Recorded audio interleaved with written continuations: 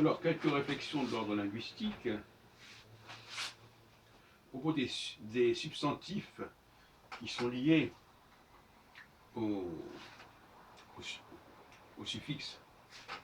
Par exemple, des mots comme ignorance, comme résistance, etc., sont bien évidemment dérivés de la forme ANT, c'est-à-dire du suffixe présent, comme j'appelle ça. C'est-à-dire que ce sont des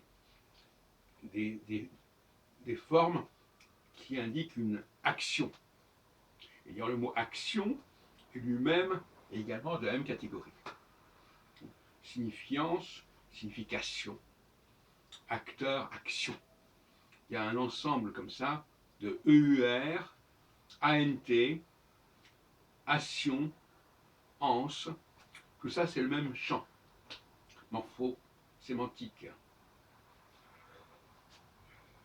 Donc, la signifiance, par exemple, puisque nous parlons de linguistique, la signifiance qui a un rapport évident avec le signifiant, par opposition au signifié et au signifiable, pour parler de la linguistique albronienne, si on peut dire.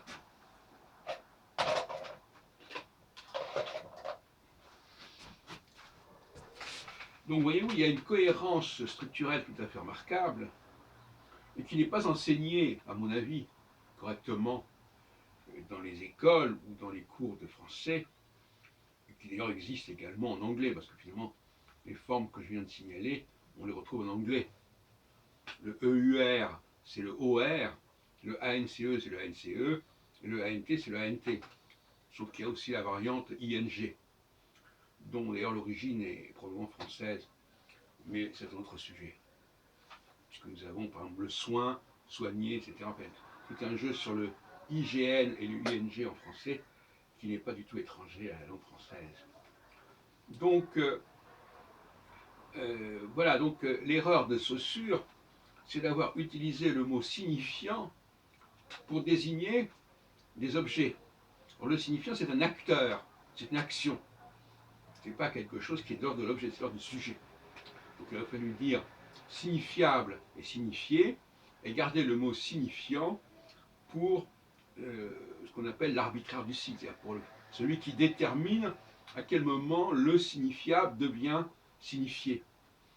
Et c'est absolument invraisemblable que les linguistes n'aient pas respecté tout simplement la structure morpho-sémantique des langues.